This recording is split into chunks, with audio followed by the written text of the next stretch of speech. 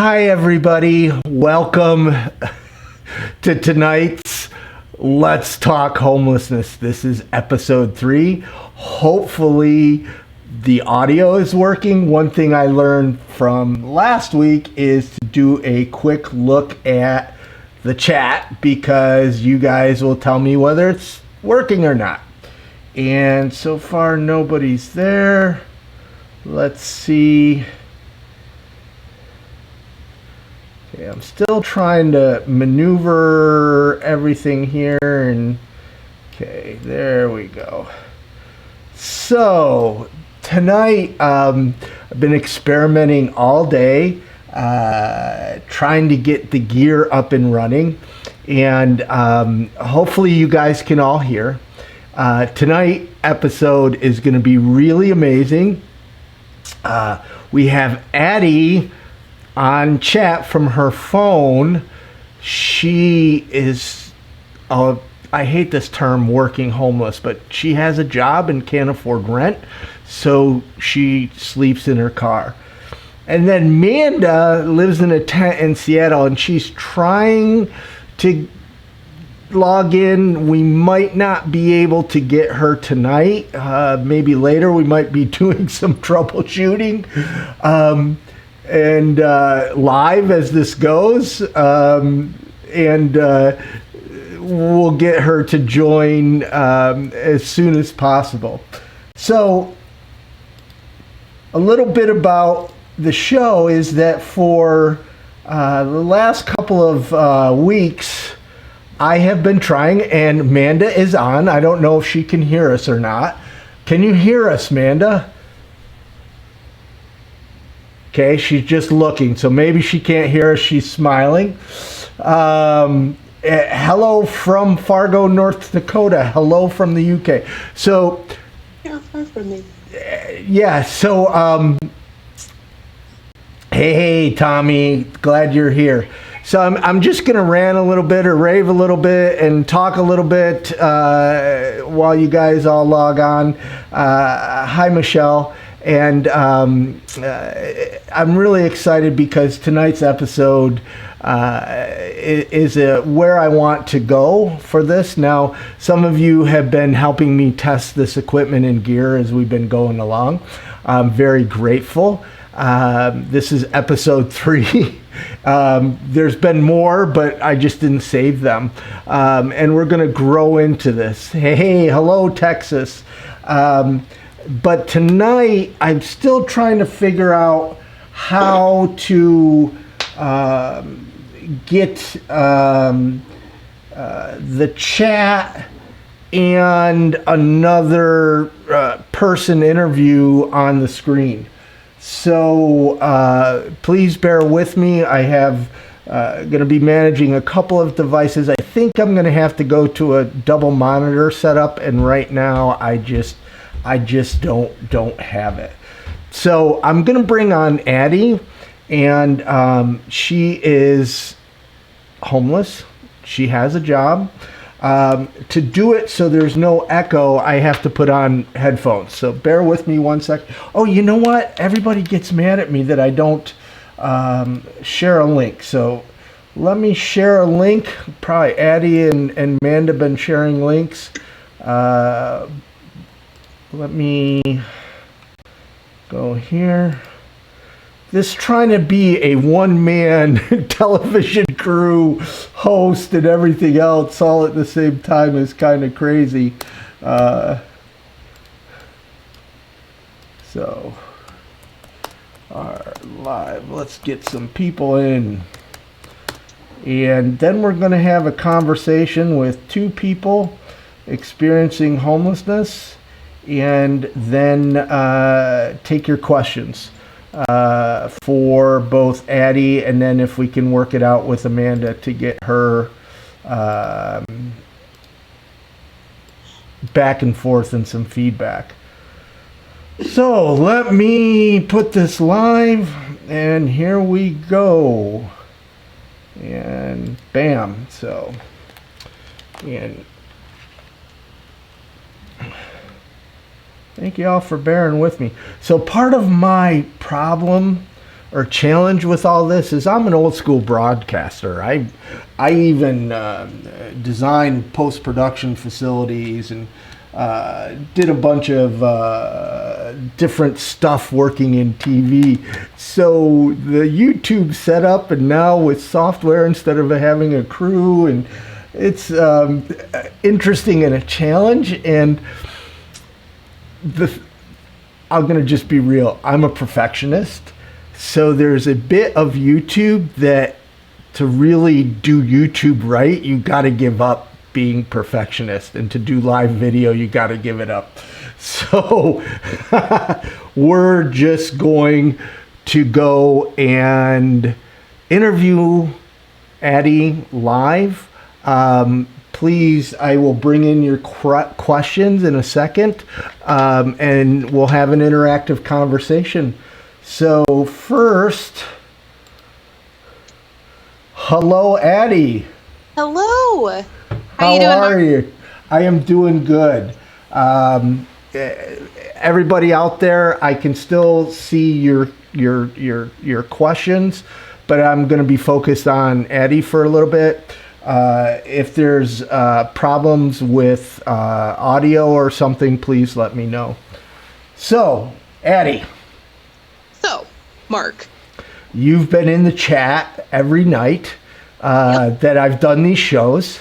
So I thought that you would be a great first guest because you're awesome. You're vlogging on YouTube, and you are currently employed. In fact, you're at work, correct?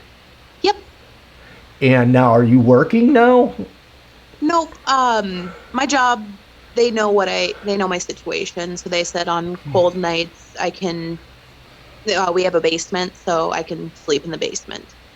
And I have to be to work at 6 a.m., so I can just go right upstairs and I'm there. So how long? So if tonight it's cold, you live in Minnesota. Yep. If it was warmer out, you'd be in your car. Yep. How did this all happen? Because this is the first time we've talked about it. Were you living in your car first and then got a job, or tell me how it all happened. Tell me about you. Well, I've actually, in January, I'll have been at my job for 2 years. I was living with a couple friends of mine, and I was paying $300 a month in rent. That's actually a very key part. Right. Well, how many rooms or whatever? It was a 3-bedroom house. Okay. And they own it, so it was just a verbal contract. I pay $300 a month. I paid them $150 every 2 weeks. Okay. And then, go ahead. July 5th, I was babysitting for a friend of mine who was having surgery. I was making sure her kids were okay. And I get a text, hey, somebody wants to move in and they're going to pay $500 a month. So can you move out by Sunday?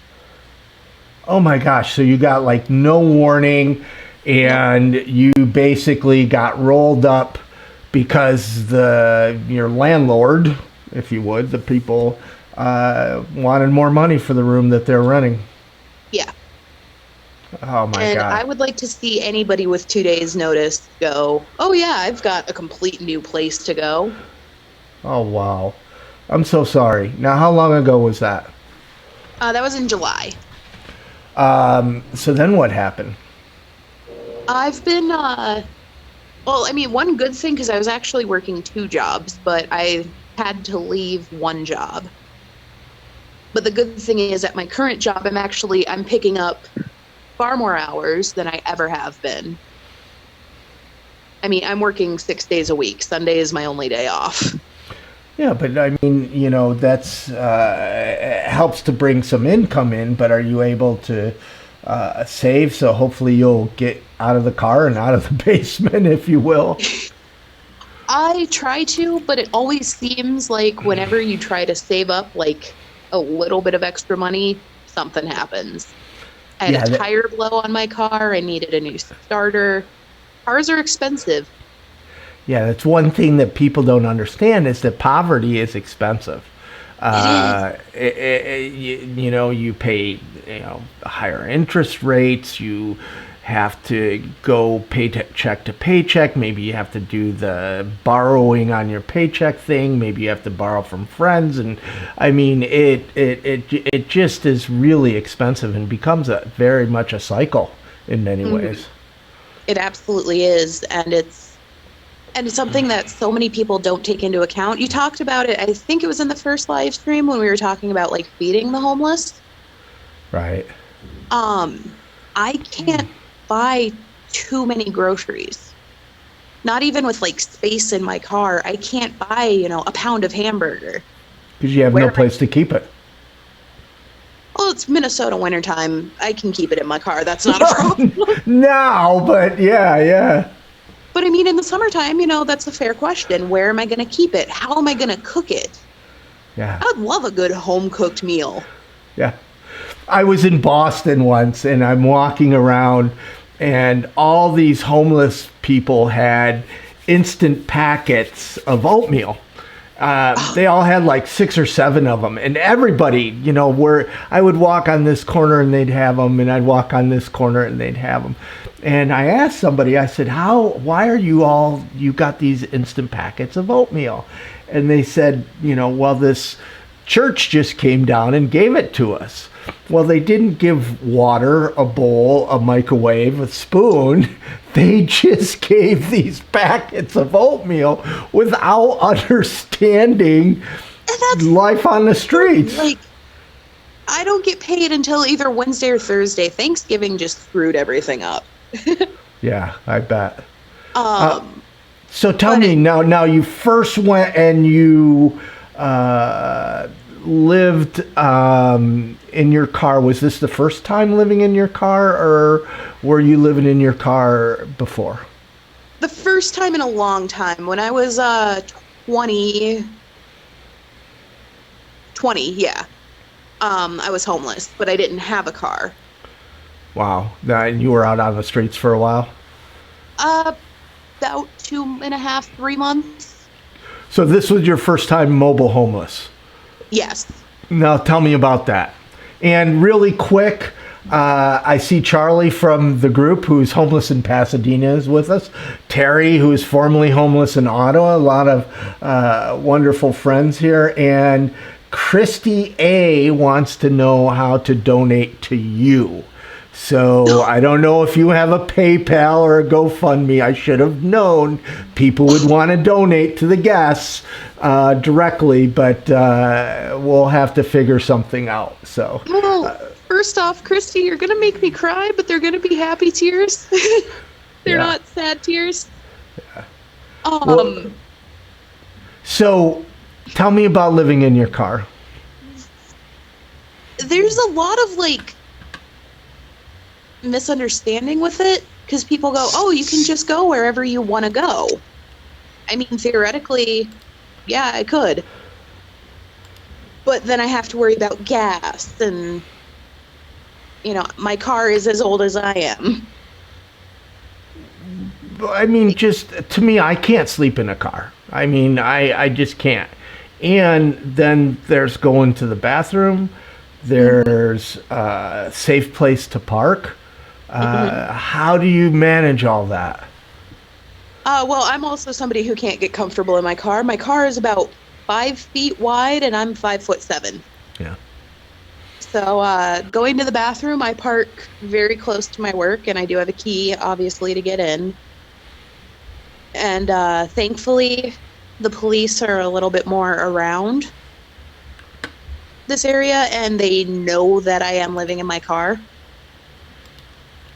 Well, that is good. Now, your landlord, excuse me, your employer knows of your situation. Yep. I know people probably have all kinds of mixed feelings about that. I think it's pretty cool. I wish more employers would be open to hiring homeless people, or in your case, when you became homeless, letting you remain employed. Yeah, I mean, I'm lucky because I work in radio, so I don't have to deal with customers. Right. And you know, it's nice. I have to manage not to curse on air, which when I think about the fact that there's a $250,000 fine if I curse, Yikes. I'm not going to curse. So tell me, what would you think about, what would you want people to know about homeless people that they probably don't understand? That's actually... Hold on, I have to think.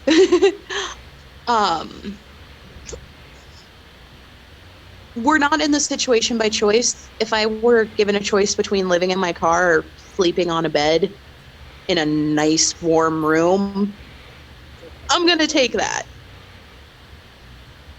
Well, I think everybody would, you know. There's a lot of different challenges of people in the streets, but I mean, you know, walking down the street, people would not know that you are housing insecure.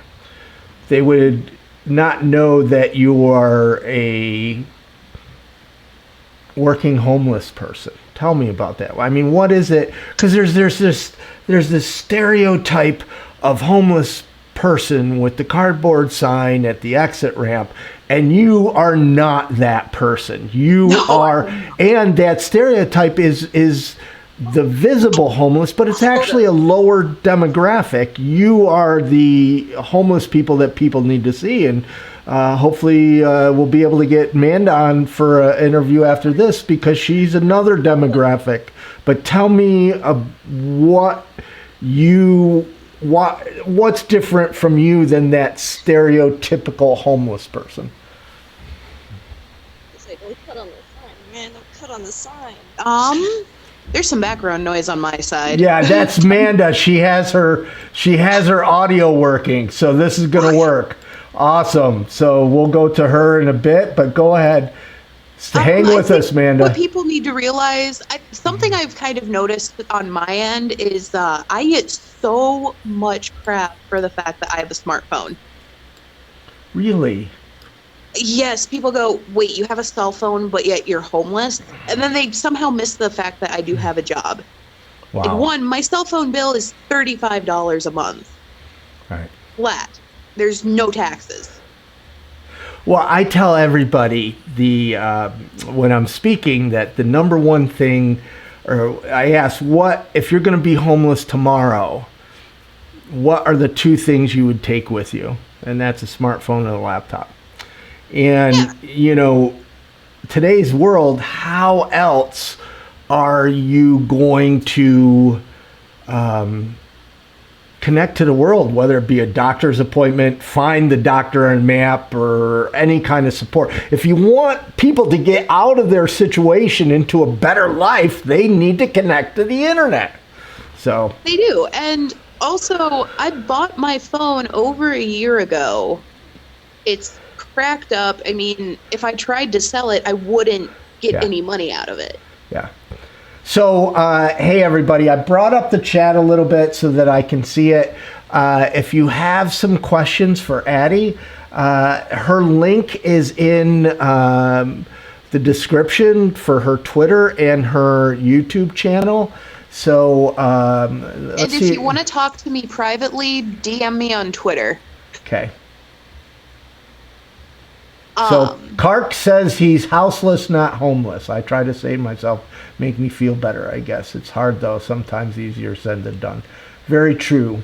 And Charlie adds on, homeless needs smartphones. So does anybody have any questions for Addy while I have you on now? Addy has been amazing and has joined us in all the live chat, so she'll be around more. So we give it a little bit longer. And if you have a PayPal, Addy, or I will add it in the description or whatever, people that can be with you. And you know what, Addy, I also have to say thank you, and thank you, Amanda, who's coming up next, is because this is a big test. I didn't know if I'd be able to do this and figure it out from your phones, how to bring you guys in and do the chat. So I don't think people have any questions for you, but they want to talk about smartphones and homelessness. So we're going to continue that conversation with Manda. Thank you, Addy. Thank you, Mark. Oh my gosh. Thank you for trying to give us, everybody who's in situations like mine or like Manda's, thank you for giving us a voice. I mean, it's nice to know that, I'm not just this person who's making videos talking about my struggles. Yeah. You're somebody who's like, hey, this is a real situation. Pay attention. Yeah. No, thank you for saying that, and thank you for putting up with this. And I'm sure you're going to jump in the chat and answer questions. And thank you. This is, these first shows are really experimental. We'll get better as we go along. So, and to the quick question of the PayPal, I don't have a PayPal, but this is actually something I've been trying to bring up in the group. If people have a Bluebird card, it's a card you can get through Walmart. If they have a P.O. box, they can get it mailed to them. Okay. And you can get direct deposit, and you can transfer money to and from. Okay. Well, let's explore that in the group. And thank you very much for joining us. I'm now going to unmute Manda, and I am going to pin her, and that is Manda Panda. Hi. So, Manda. Holly's on the way. Hey, Holly. So, Manda is. I lost it. Oh no, I lost the feed when you came on. Hold on. So, I'm going to. Let me bring up the chat here for a second. You guys, give me 1 second, and I will bring up. Manda again. Let me remember how to do this. I was hoping I could just when you switched over, when Addy dropped off, that it would take the same window, but it didn't. So let me, and there you are, and there we go. And let me, I got you in here, and then it's not gonna do this. No,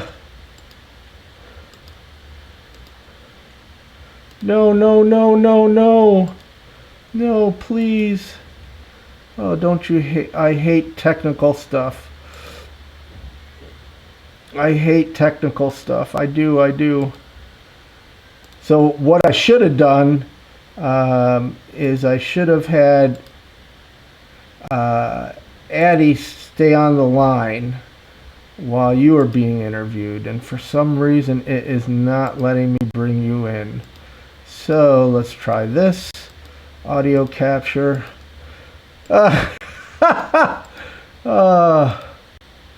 So okay, well, I know what we're gonna do. So you are very smart. So please, hey everybody, you got it. I am going to end that meeting, back to meeting, end meeting for all, and start a new video. And so hopefully you guys are all chatting away on the chat. See, it drives me crazy because by show 20 hopefully will be better. This is just show 3, and right now it's a little crazy. So Amanda just called back, and there you are, and let me put you back in. Where we go, and we go new monitor. Oops.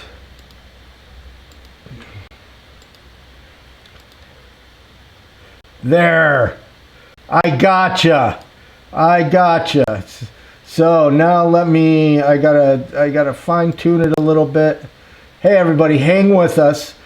Manda was very awesome to hang out and come in and join us from a tent in Seattle. So I spent all day working on this tech. I really did. So here we go. Everybody say hello to Manda. And I'm sorry I wasn't paying attention to the chat. I was trying to get Manda on as quickly as possible. Addy was so gracious to join us, and now Manda, who's really talking to us from her phone in a tent, homeless in Seattle. Yeah, Holly's holding the light. And Holly's holding the light. Thank you, Holly. So, tell me about yourself. I mean, I know a little bit about you, but tell the people that are tuning in about you. I am 39. I think you lost me. No, you're there. Okay, I'm 39. I live I in did. Seattle. Can you hear me? I can hear you, but I did. I lost you. So let me go in and change it. I don't know what I did. Oh, Should I keep talking? keep talking. Okay. Keep talking. I get medical treatment for multiple traumatic brain injuries at Harborview and other illnesses. That's why I'm in Seattle. I came here pretty much to save my own life. I take care of an unsanctioned camp here, and I became homeless because of my brain injuries, and my family couldn't handle it. So I just do what I do, I guess. I run a vlog raising education and awareness. I try to advocate as much as possible, because while I live this lifestyle, you might as well reach out and help others. Learning a lot about building communities. Always something new to learn. Foraging. Gathering supplies. Sanitation. Plumbing. Leveling. So first, what I did is I went to try, and Addy's in the chat room. I went to try to share this so more people would join, and when I did, I must have clicked something. So I'm really sorry. Okay. Manda, what is an unsanctioned camp? I mean, you say, you help in an unsanctioned camp. People might not understand that. Okay, in Seattle, I don't know about other places. I know that in Seattle here, we have sanctioned and unsanctioned camps. Sanctioned camps are sanctioned by the city, and it's pretty much where a person who is homeless would go, but you don't choose who you live around. They pile you up. In other words, you're living around people that you don't know. It could be a criminal, could be an addict, could be anybody. An unsanctioned camp means that I'm doing this by myself. We're in constant fear of being swept. It's in other words, it's an illegal camp. It's where so an unsanctioned. You were overjoyed that you got a bathroom, and a bathroom for you and your campmates is a bucket with a toilet seat on top. Yeah, with a toilet lid. A bucket with a toilet lid and like a plastic thing so you can have some privacy. Yeah, and the thing is it was a really simple solution, okay, with Taylor. the issue that we're having is digging holes and covering it up, okay? And that's a lot of, it really, really is. But kitty litter will take away the moisture from feces and be able to kind of return it to the earth and be able to throw it away. So it's sanitation a lot easier because here you do, not in our camp specifically, but I'm a clean, kind of a clean fanatic, and I've been just having to solve all these issues on your own. You can't possibly think of every single thing. And so to have this man that came by with just, even if it's a simple solution, I was so thankful.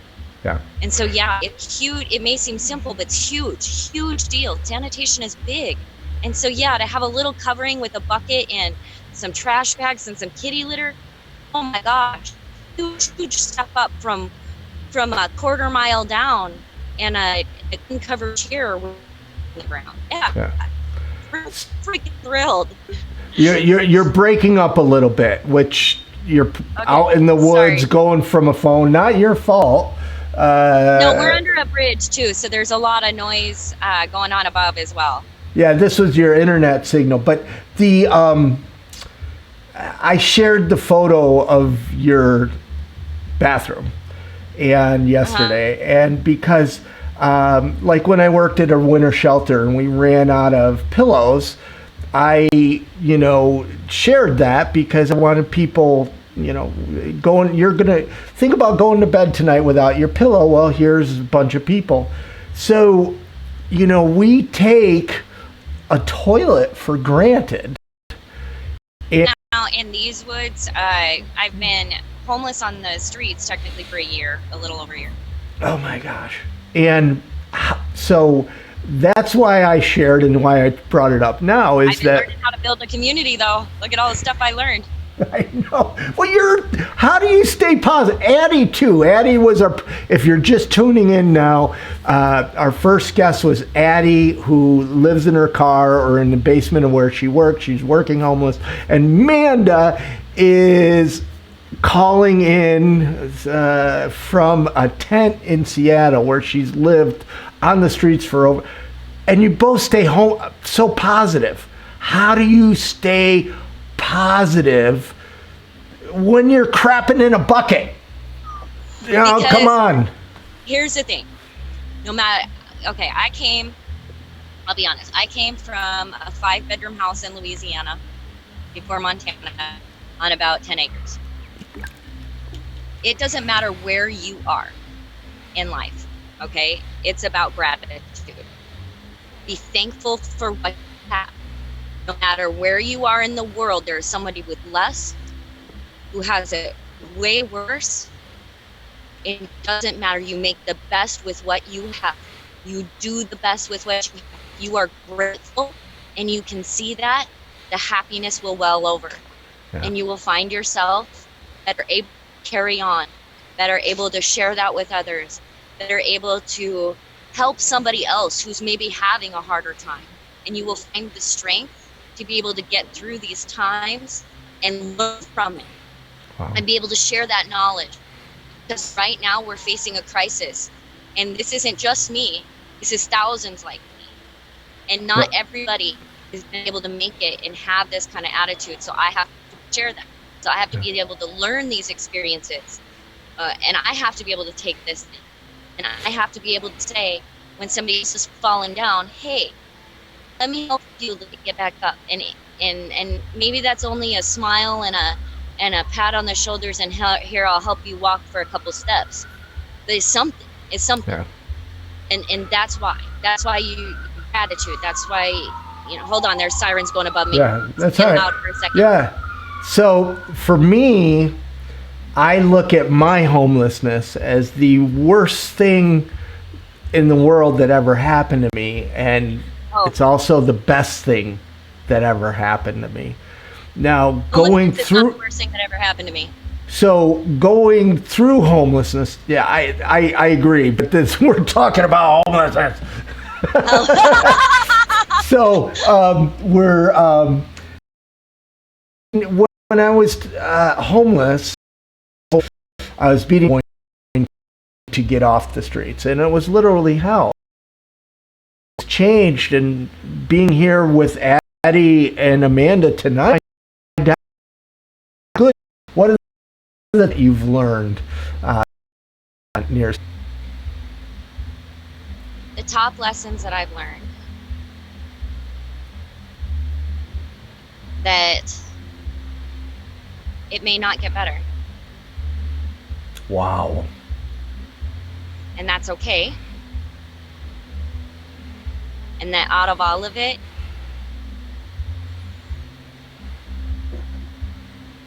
you still matter. You're not a bank account. You're not a number, and you're not a product. Your worth doesn't lie in a number.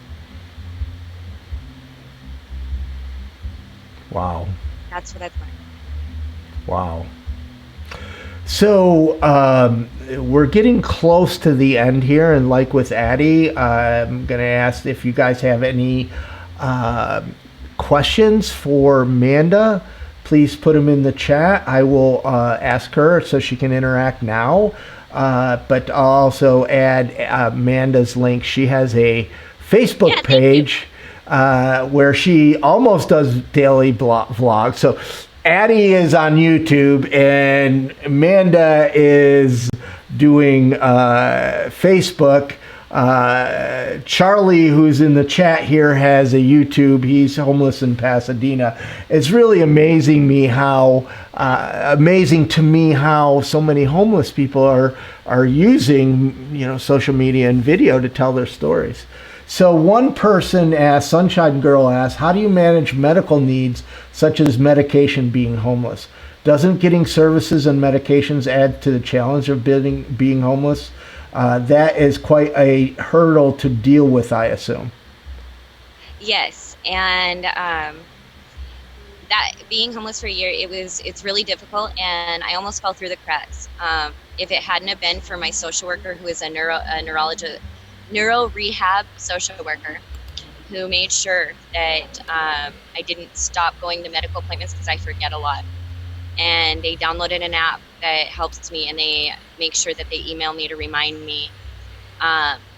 Getting in and getting my seizure medications was a huge deal because seizures interrupt my communication and my thought process.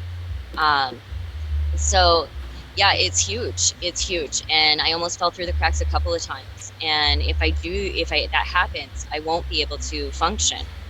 And so early in the year before, when I was at Eastlake, it happened a couple of times, and it's happened where I've had to go without meds a couple of times.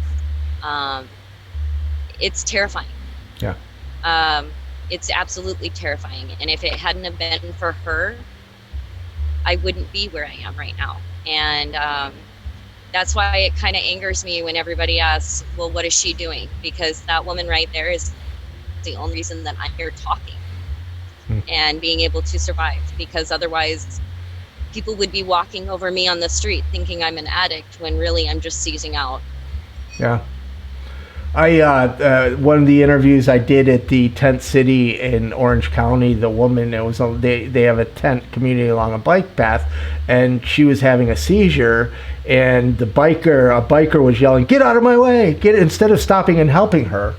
So my seizures are not grand mal. They're absent seizures, so they affect my communication. Right. And they make me emotional. So it's not like, a lot of people don't understand there's 200 different types. And so what may not look like a seizure very well could be.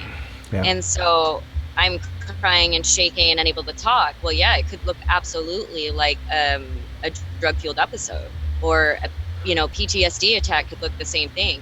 Yeah. But the thing is I wouldn't know how to get help because my brain is being scrambled at that point. And so for her to, when I almost missed my appointments and my meds, my Medicaid had lapsed. If she hadn't have caught that, I couldn't go to my appointments and work meds, and I wouldn't know how to do it because my brain would be scrambled and I couldn't do it. Right. Physically couldn't figure out mentally how to get that done. So I would be in that situation. Those kind of things happen to people all the time here. Yeah. So Terry is asking, are medical costs part of the problem? I'm very lucky because in Washington, I still qualify for Medicaid. And I'm lucky, I guess, on another route because as a child, I lived in an area that was poisoned by asbestos. So if I ever am well enough to not have to have Medicaid, I will get Medicare for life because my lungs started showing signs of asbestosis. So the government said, since we poisoned you, Yeah. you'll get Medicare for life. Yeah.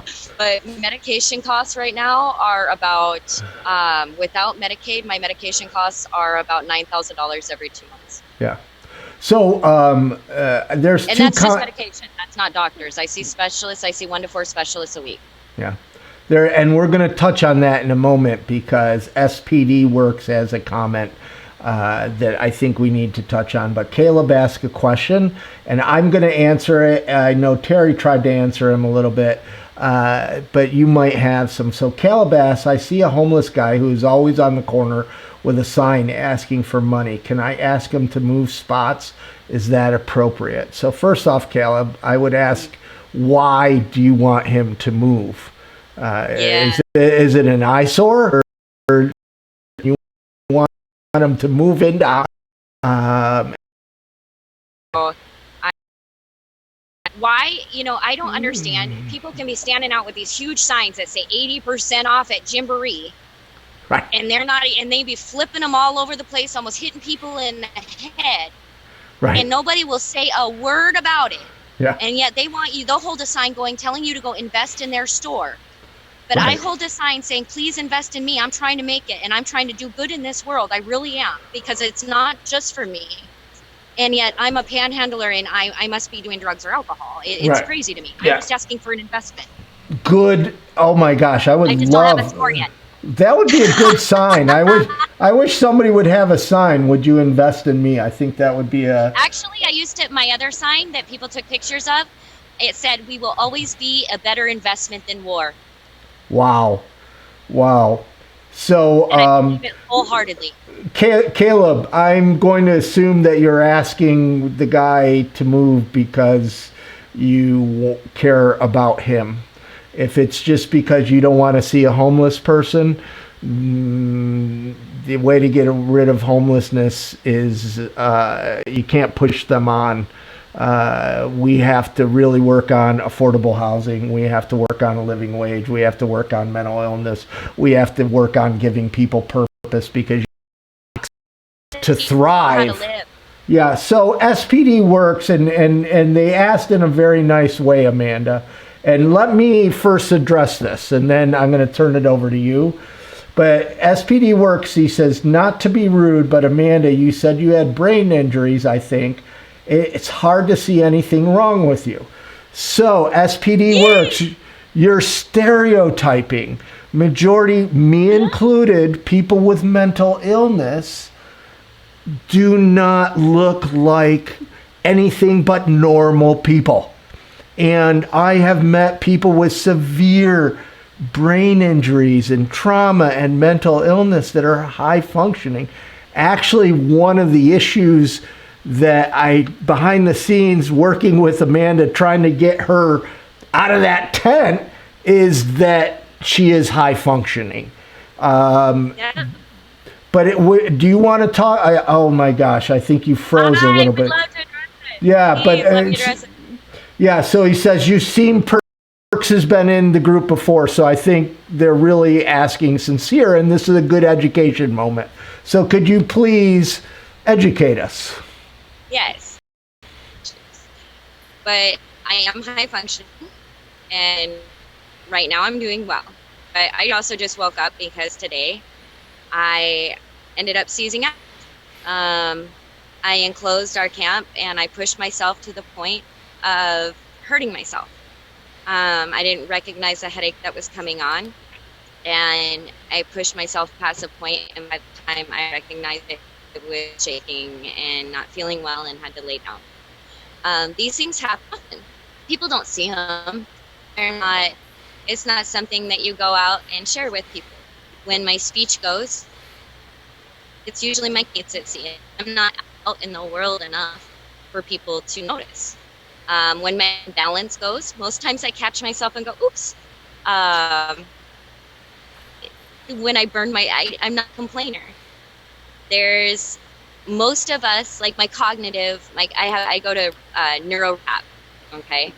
Now, like what I like to tell people is I have Medicaid, state insurance. They fight me over magnesium, which is like a $3 prescription, but they pay for neurological rehabilitation 2, sometimes 3 times a week. That's serious rehabilitation. Yeah. There's serious cognitive problems. Did it affect my intelligence? Not as much. There are so many parts to the brain. I was bleeding into my frontal lobes. Oh my They didn't gosh. catch it for years. So I will have lifelong problems. I don't know if you've ever heard of CTE. It's called punch drunk syndrome. Football players get it. Anybody who's had serious repetitive trauma. I was in a study through Boston University because I've had so many traumas. Yeah. But I'm working on it. And I'm in the best place in the world. That's why I said I saved my life. I came to Harborview, which is the best in the Pacific Northwest for brain injury treatment. So I am doing better. I'm doing amazing. And the fact that people think I'm doing fine, that makes my heart go. Because it's not just brain injuries that I have. It's a host of illnesses. Yeah. And I fight every day to smile and be the person and give people hope. Yeah. Because there are people dying every day from what I have. And the fact that my doctors look at me when I walk in and they still just shake their heads because I shouldn't be here or walking or talking or doing the things that I do. Yeah. And I still do it and I smile. You are a miracle, and it's a miracle you stay positive. SPD has been adding, you're so lovely. And first off, Caleb thanks us for the input on the person with the sign. I've been really amazed there hasn't been a whole lot of trolls on these YouTube chats. I thought there would be. SPD Works is, was asking a legitimate question, and it's, we stereotype people with disabilities to be this, when really it's just normal people. I just want to say one thing real quick. Sure. One thing about traumatic brain injuries that we need to understand as well is our veterans, okay? This is a huge, huge problem with our homeless vets. Traumatic brain injury is a lot of times what's keeping our vets out on the streets. And it's known. It's a fact. Homelessness and traumatic brain injury a lot of times go hand in hand. Yeah. It's a very, very high percentage. So I just want to throw that out there. That, because executive dysfunction is a huge deal, especially with, I that's a whole nother subject, but I want people to understand that these are big deals. This isn't a little thing. Yeah. No, I have a story on that too. Back in Albuquerque for the very first 100,000 homes, which is a big campaign to get people off the streets, vulnerability index, we met Paul, who was a veteran, and Paul seemed very high functioning, very normal. You would not think, looking at him, talking to him, that there was anything wrong with him. And Paul was the most vulnerable in the whole city, meaning closest to death. And what it was he had brain injury because being out on the street, being homeless, people beat you up. There's a lot of violence. And he was in and out of the hospital for brain injury. So even though he looks normal and talk normal, when they, looked at his medical records and did the vulnerability index, he was the first person that they housed. So Paul is actually, I interviewed him on Invisible People that night, when he talks about being beat up. And I also went and met him in his home and talked to him after he was housed. And hopefully he is doing really well. Pretty much, unless I was to catch an addiction, I'm not up on the list. I'm the high functioning. here it's a little different. Yeah. Well, and that's, don't want to go too deep, and Amanda's been amazing, and I've talked to her social worker, and She's amazing too. She's so rocking. You think everybody's amazing because that's the amazing part of you. I don't think we can say amazing too many more times. We might break something, but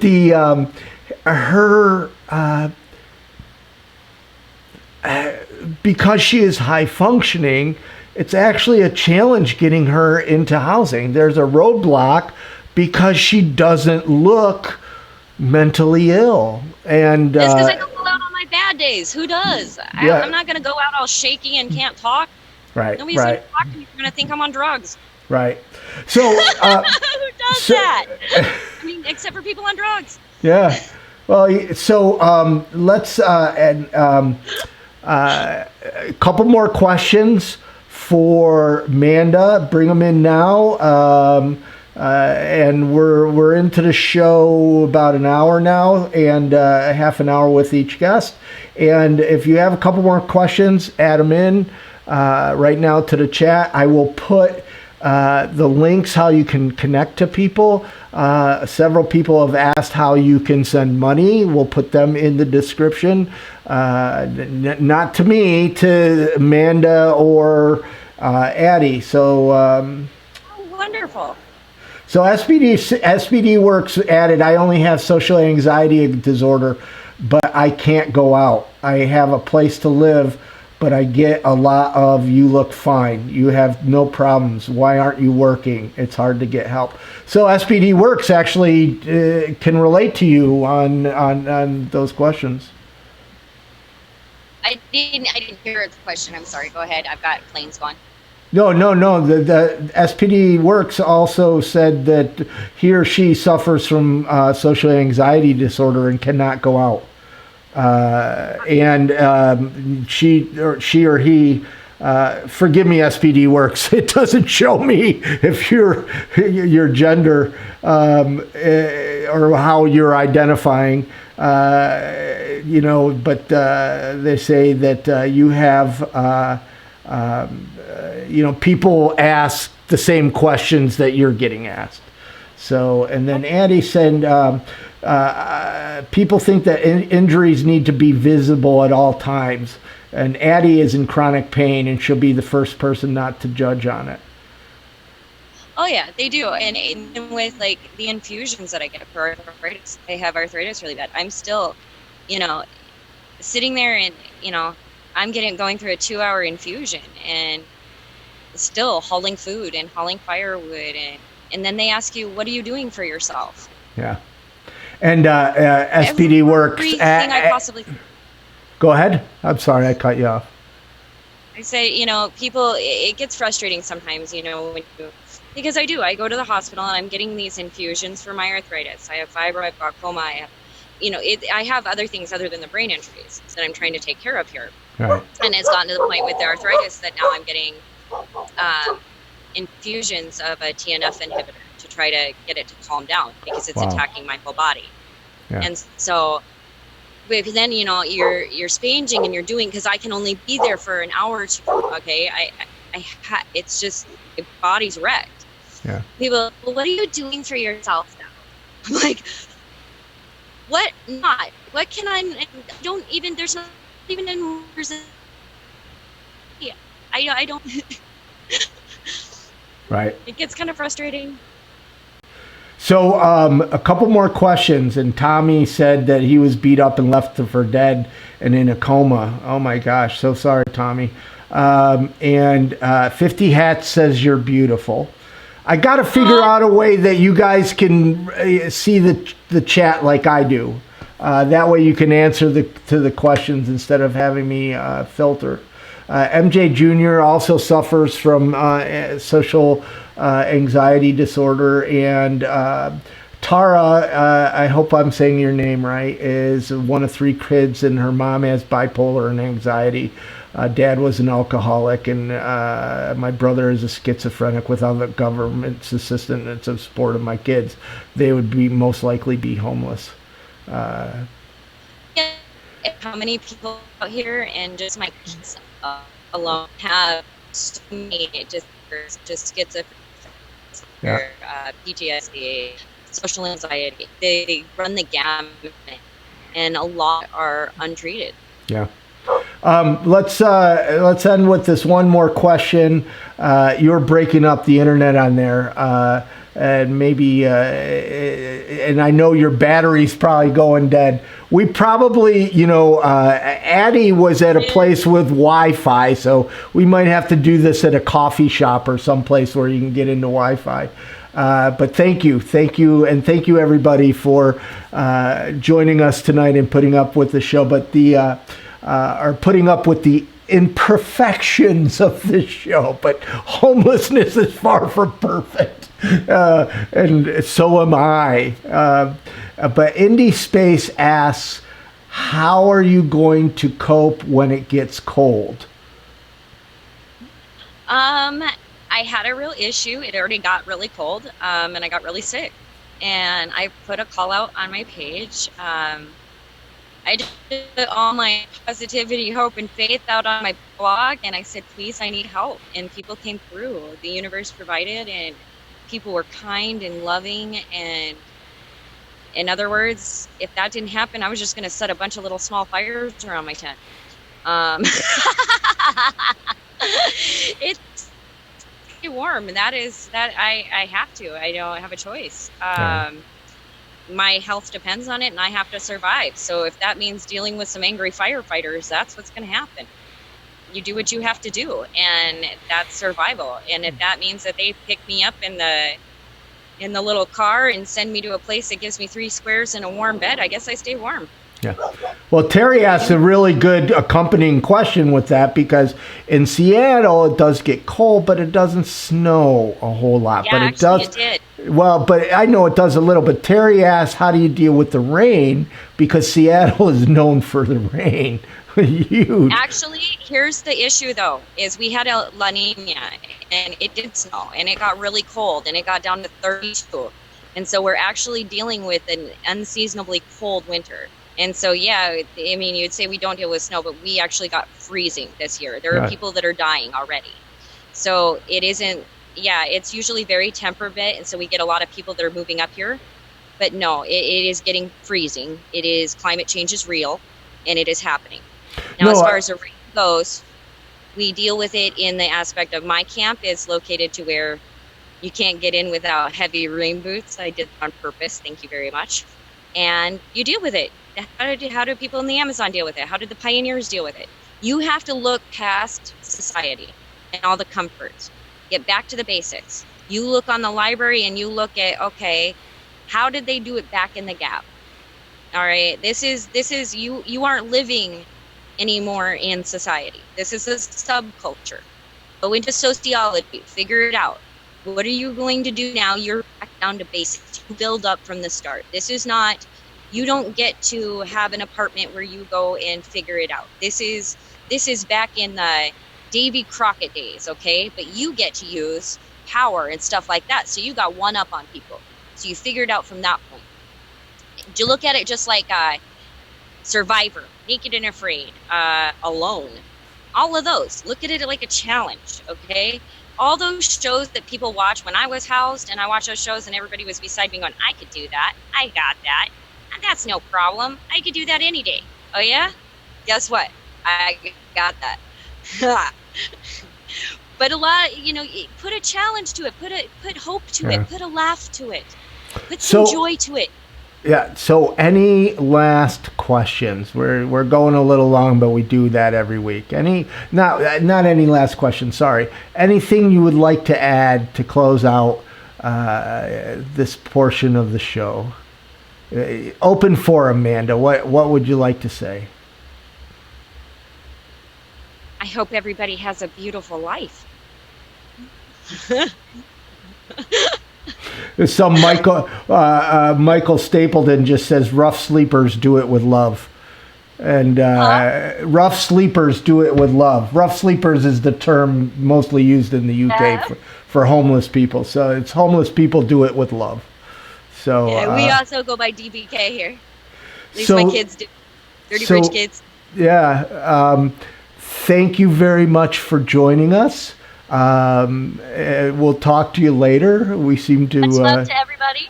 Yeah, and thank you, everybody. I'm gonna close out the show in a second, but thank you, Manda. It's been wonderful having you. Yes, great talking to you too. Have a great night. Bye. So let me get up the chat. I want to do a little close to the show. Get some feedback on you guys, and it's really, I really greatly appreciate Addy taking the time and Manda taking the time.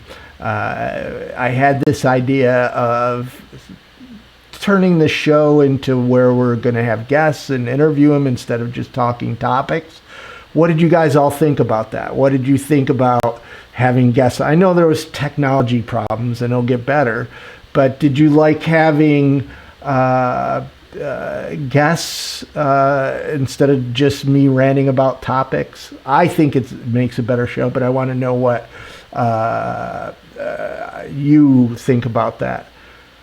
So SBD works. My email is mark@invisiblepeople.tv. That's the best way to reach me. I have no idea how to direct message on YouTube, or you can reach me at Hardly Normal on Twitter, or at Invisible People. I don't check that much, but at Hardly Normal on Twitter, or email me, mark@invisiblepeople, Mark with a K, invisiblepeople.tv.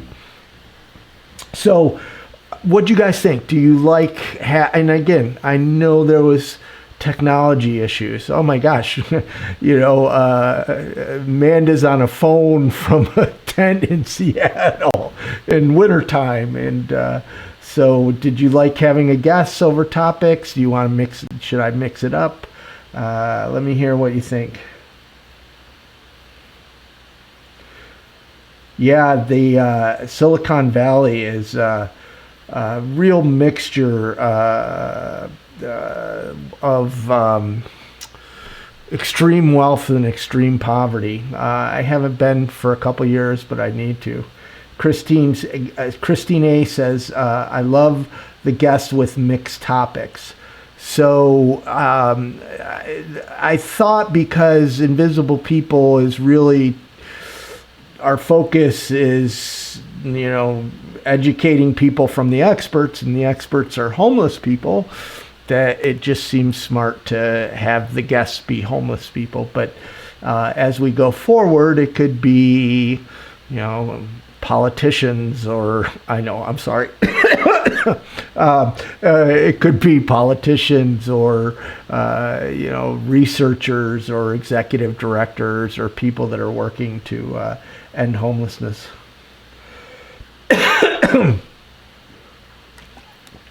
Tommy needs affordable housing. I think everybody needs affordable housing. Oh, Michael's going to ask me that every day. So every trip, every show, he's asking what my 3 wishes are. And to get better at this show, to have an equipment so it works well, and I really would like to be able to get Manda and Addy out of their homelessness somehow. How's that for an answer, Michael? Thank you, Indie Space. Says they love the show. I don't know who that is, SJ Barber. Earth needs affordable housing. That is true. So Louis says he loves the painting on the background. What's interesting is that is a $5 thrift store, that a painting that I've had for years. My loft apartment here is not really conducive to a TV show, so I just threw some lights on the wall and did this. hopefully we'll get a better space. And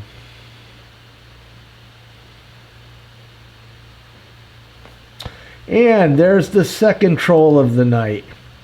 I think you can judge shows by how many trolls you get, right? Oh, I got it. Second Wind Cottages. Yes, I know Carmen. Carmen is awesome. This is great. Second week in a row, people from Ithaca. Sunshine Girl likes the human face with the individual stories. So, any last questions, thoughts? We're going to wind this down. So, last week, the audio didn't even start for 2 minutes, which I learned to look at the chat to make sure you guys, because you guys were all telling me and I just didn't look. And this one, there's just some really funky tech issues, but I wanted to bring in 2 homeless people by their phones. And we made it happen. It wasn't pretty all the way through, but they're the experts.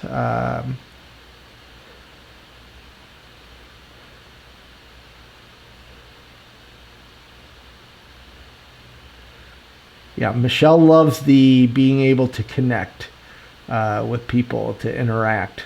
I got to figure out a way of getting, because if the guest is at an apartment or in an office or a coffee shop, they'll be able to dial in, if you will, by a laptop. So they could be able to see the chat.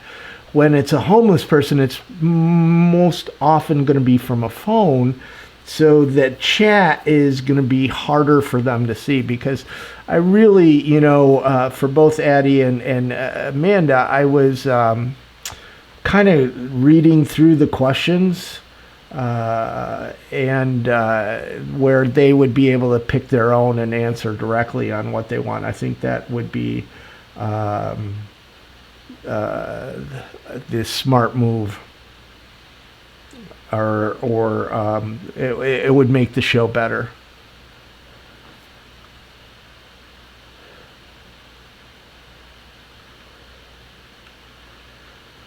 Okay, everybody, I want to thank you. Hopefully this one, the audio started good. We've been going for, okay, the timer didn't start right.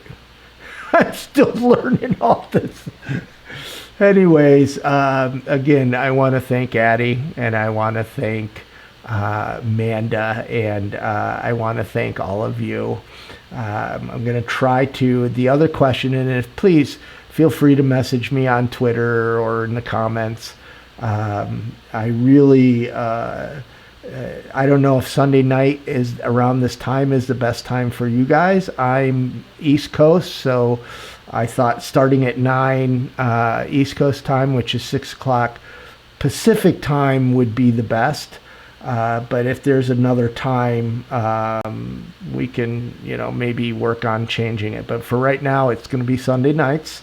If you have guest suggestions, please send them to me.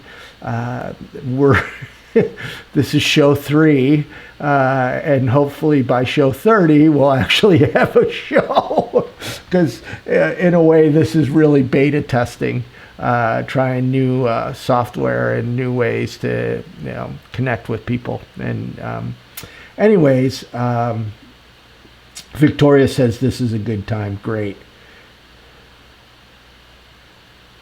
Yeah, Christy, I'm sorry.